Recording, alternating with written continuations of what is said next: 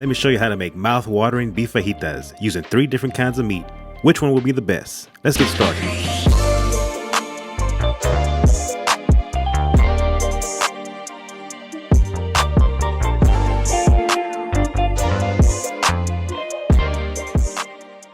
Alright everybody, we're going to get right into it.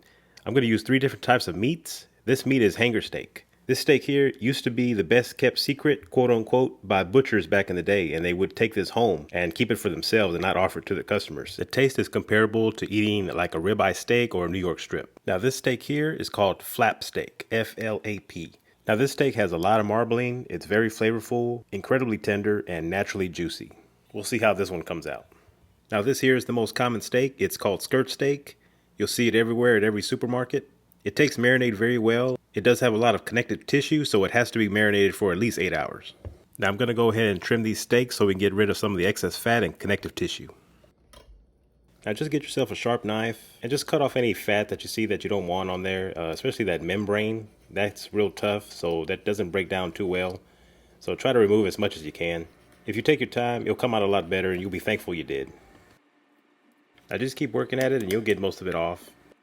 And here's the finished product, ready for the marinade.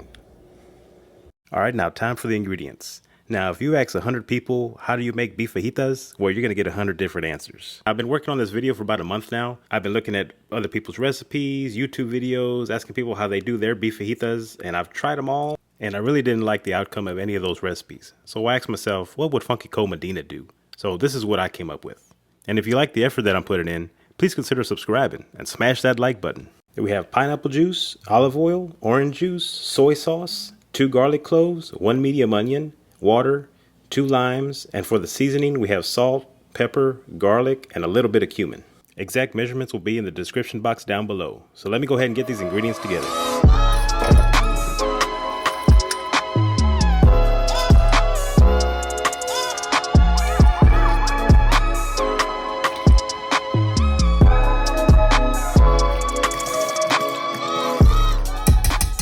Now get your marinade and put it into a bag. If you don't have a bag, you can certainly do this in a bowl. Put your beef fajita in there. Now grab yourself a bowl just in case there's a hole in the bag and it won't leak all over your fridge. Give your beef fajita a little massage, get the air out, and we'll put it in the refrigerator for 8 hours. Be right back. Now let's go ahead and cut up these beautiful peppers and red onion. Cut your onion thick with the skin on and remove the outer layer. Now let's cut these peppers up Funky Cole Medina style.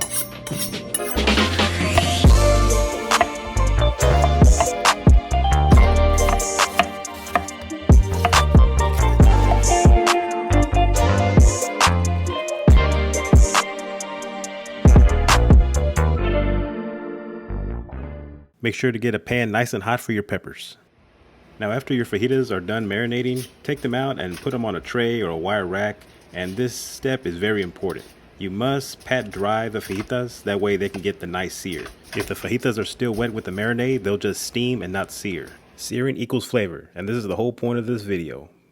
Alright, now that we got our pan nice and hot, let's go ahead and put our peppers in there. Now cook your peppers for 3 to 5 minutes until you get the desired color.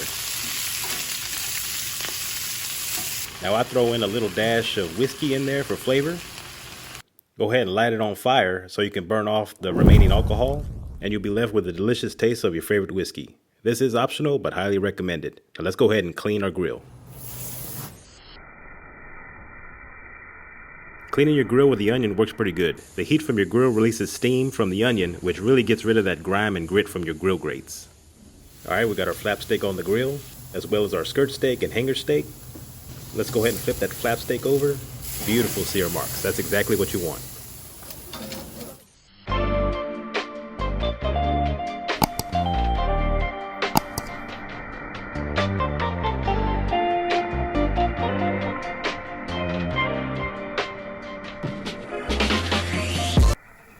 Now we're going to cook our fajita meat to an internal temperature of 142 to have a medium rare kind of steak.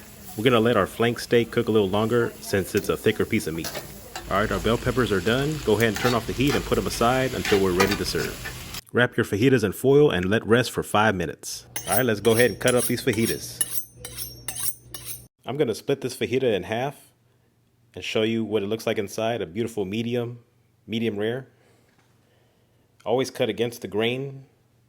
If you cut with the grain, it's going to be tough. Real easy to pull apart when you cut against the grain. The hanger steak came out really good as well. Real tender, nice color, real juicy. Now here's the flap steak. It came out a beautiful medium rare, real juicy. I can't wait to try it. So let me go ahead and cut the rest of this flap steak so we can feed all the hungry people. Now here's a little backstory. Like I mentioned before, this video was a month in the making. I tried multiple recipes, marinades, different ways to tenderize the meat, even used papaya, but that didn't come out too well. My first time marinating the meat, I was pressed for time and only marinated the meat for 2 hours. Well, that was not nearly enough for the skirt steak. This photo shows the connective tissue with the skirt steak and it was tough. My son in the back is embarrassed at this great disrespect for this fajita. The flap and hanger steak did very well for those 2 hours, so to be fair, I reshot the entire video and marinated all the meats for 8 hours and the results were fantastic. Now I know everyone loves to hear that sizzle when you go to a restaurant and hear those fajitas sizzling on a nice hot pan. Here I'm plating up the skirt steak fajitas and then putting the hanger steak around it. Now this was a real tough choice. All the meats took the marinade extremely well. All were tender and very flavorful. Now let me give you my honest opinion on which one is the best choice. Drum roll please.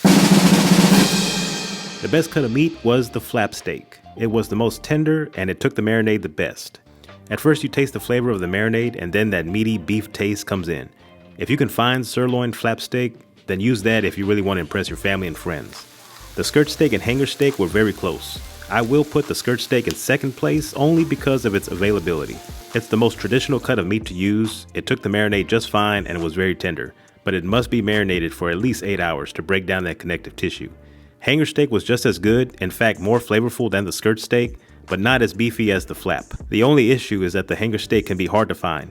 I purchased the flap and the hanger steak at Central Market, which is similar to a Whole Foods. I encourage you to try all these types of steak and find out what works for you, but flap steak in my book is number one. Let me know what you think in the comments section, and I'll also leave you 2 links on how to make the green salsa and guacamole that you see. Fajitas are great for any occasion. If this helps you out and you appreciate the hard work that went into this video, please consider subscribing to the channel.